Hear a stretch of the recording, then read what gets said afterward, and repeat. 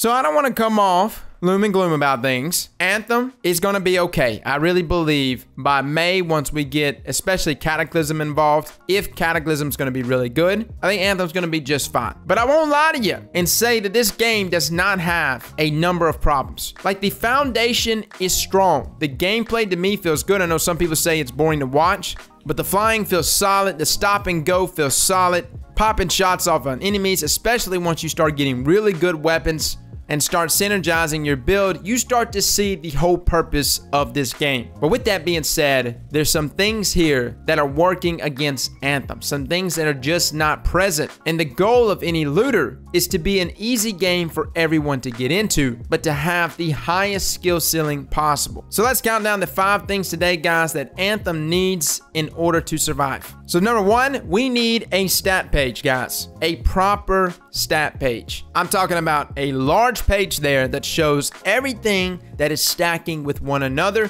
everything that's being applied, because as of right now, there's been some speculation in the community if certain things are even working. Are we actually getting that 30% increase in damage? A stat page would clarify a lot of that for us. But more so than that, it would just be easier for people to understand and digest their builds. Instead of me stopping and manually going and adding each one of my inscriptions for that build, I'll just have a stat page there that automatically updates when I swap out components, as well as my weapons and abilities. All around, a stat page is needed for something like a game like Anthem. I know I've got some Destiny players in there, and we don't necessarily have a stat page, but the inscriptions that are present here on Anthem bring a lot more depth, and with that, a lot of confusion. And a stat page would just make everything easier to understand. Second thing we need, guys, and this is gonna be something for the new players, but we need it, is a proper tutorial on combos as well as inscriptions. Now, everyone has access to Reddit and YouTube, and I understand that everyone can just jump on those things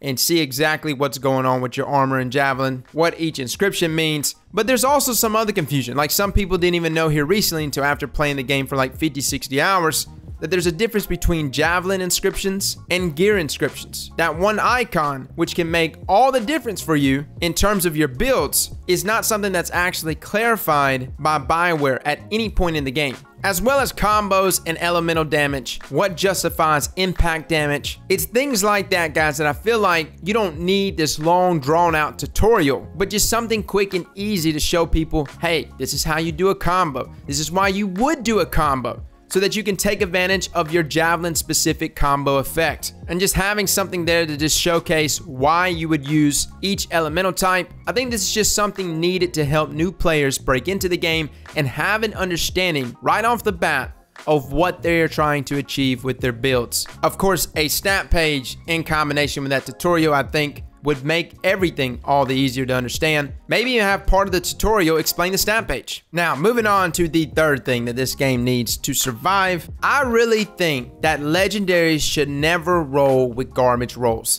And I know we're just like jumping straight into in-game right now. Like, we were just talking about stat page, tutorials for new players, but now we're jumping into in-game stuff a little bit here, guys, because legendaries are so rare in the game, yet they still can drop with inscriptions that work against them. Take, for instance, my Final Judgment. It came with an elemental buff here specific to this ordnance launcher, which is absolutely useless considering that Final Judgment does blast damage. Now, I know some people say that Masterworks shouldn't roll with battle rolls either. I'm kind of whatever there, because we can go and craft Masterwork items, but you cannot craft legendary items. And considering how rare legendary actually is, I get maybe 1 to 2 a day, and that's playing a crap ton that no normal person should be playing. It should at least reward you with inscriptions that greatly benefit whatever it's rolling on. And I'm not even saying that every legendary item should be a god roll. I know someone's gonna think here that I'm saying every legendary item should be the best of the best. That's not what I'm saying.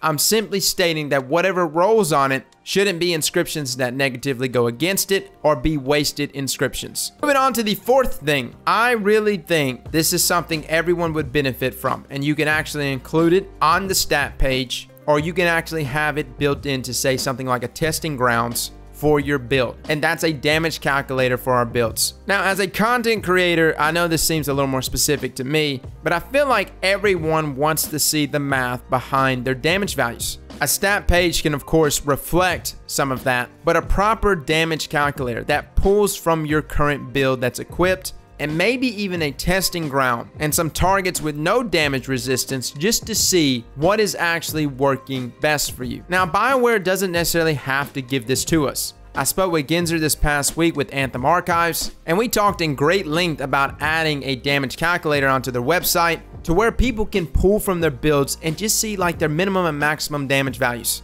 And I think the only way they could really pull that off is if they had access to Anthem's API. That way you can kind of like log in and load your current builds, and it can pull from all of your inscriptions to give you all of those values. And considering that Anthem's trying to be this hardcore PvE game, at some point, especially if we get to like truly in-game content and we're faced with raids, you're gonna wanna know what your squad is outputting. I even dropped by Advanced Combat Tracker's website to see what it would take to implement damage trackers within Anthem. And they pretty much said that various plugins exist for different games to parse their text combat logs. He then went on to say that occasionally though, games won't create log files at all, and plugin authors get more creative and use network packet sniffing and process memory reading to create log files for ACT to read. He stated that this was fairly difficult in comparison, but it was done for Final Fantasy XIV, of which I also played a lot of. So he said if BioWare actually didn't intend for the game to be analyzed as such, we would have to take the same route that they took with Final Fantasy. Long story short, what I'm trying to get around to is if BioWare is not going to input some way to track damage or have a damage calculator of some sort, it would be nice if they allowed us to do this ourselves. Granted, this is going completely over my head. I have no idea how to design one of these plugins, nor do I know anything about reverse engineering for games. I'm just hoping to find the smart person that does know how to do that. So if you're smart enough to do that, let me know, because I for sure will go knocking on BioWare's door and ask them, hey, can we put this in the game? Now, the last and final thing, really probably the most important thing, the thing that actually saved Destiny. You gotta understand, guys, when Destiny 1 launched,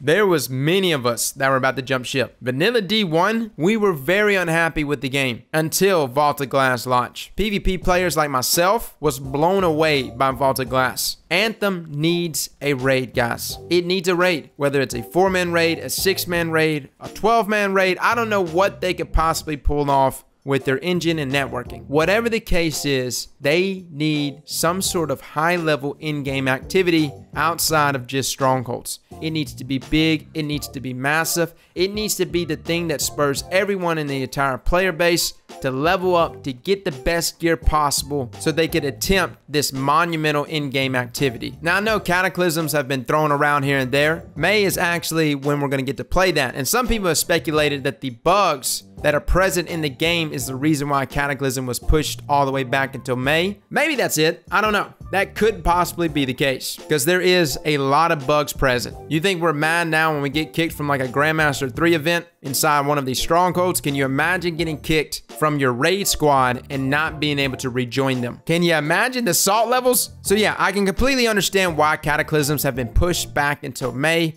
It may really be so that they can work out all of the bugs that are going on in the game. But I will say this, being a PvE only game, presenting us only some free play stuff here and there, as well as strongholds that don't really offer much outside of Grandmaster 1. Like Grandmaster 2 and 3, we talked about it yesterday.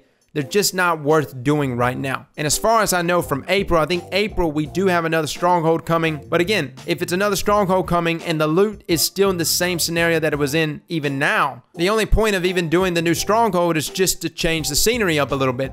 So in order for this game to survive, we need some sort of true in-game content outside of what is currently present in the game. And I really think some large-scale raids on like epic proportions, if delivered correctly, without any bugs, could really change the narrative around Anthem. Again, guys, I like the foundation that Anthem is on. Is it getting a lot of hell? Yes, because nobody likes to play a game that bugs out on them left and right, which is why I was really let down that we don't have a raid activity right here in front of us, because I felt like if they were to drop A raid in front of us, like just this top tier, high level raid. I felt like that alone could have changed the narrative for Anthem. It did it for Destiny, guys. So many people have made the statement that Trials is what saved Destiny 1. Listen to me. If Vault of Glass wouldn't have dropped, there wouldn't have been a player base that even made it to Trials. And this is coming from a PvP player. So guys, those are the 5 things, some of which are things that are just going to help new players break into the game. And the last 3 are things that are going to help in-game. That is going to keep the longevity of the game. That is going to stretch that skill ceiling that I'm talking about. Like I said, Anthem has the foundation.